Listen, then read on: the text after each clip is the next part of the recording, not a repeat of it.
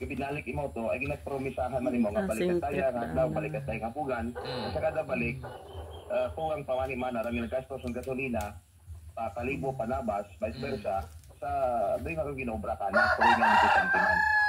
Okay, 5 Michael. Ag masakit ka na ay isyuhan mo at sike ay daigwa binuog ka na bagyo daw kasi nabilin kaya nire-ready na yan. I think Michael. Ay BP kwando na BP 6. I think kwando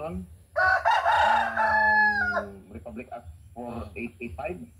Di batas pambansa.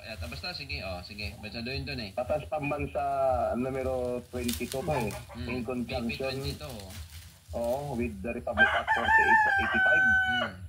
So, harap pagpayag ko dahil nga complainant si Mr. Edwin Calibos ato niya pamatian. Pumunta dyan si Sir Palanog. Sabi niya, Sir Edwin, baka pwedeng hindi tayong makakuha ka dyan ng bigas.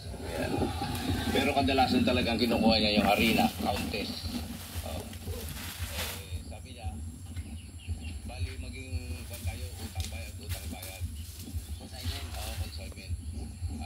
After 1 week, yung kinuha niya na lahat ng palinda, babayaran niya within 1 week. Let's go, mga pato, napakaswerte kayo. Napakaswerte kayo. Pag nasindihan kayo ng crocodile namin, napakamalas nyo.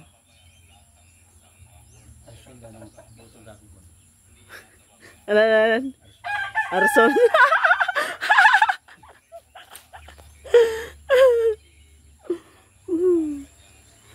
Dahil bagyo daw. Kailan yung bagyo? Lunes, Martes. Kaya naka-ready na lahat. Akala nga namin ngayong araw linggo.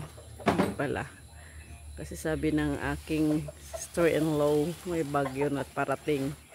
Now, but tomorrow, maybe Tuesday.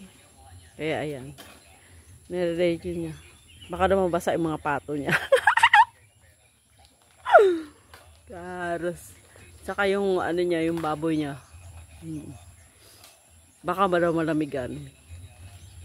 Diyos, kaya nilagyan niya yan para mainit kasi masyado yung mga nakarang araw. Kaya yan na. Nilagyan niya. Ito naman, kasi bagyo, paghandaan lang niya.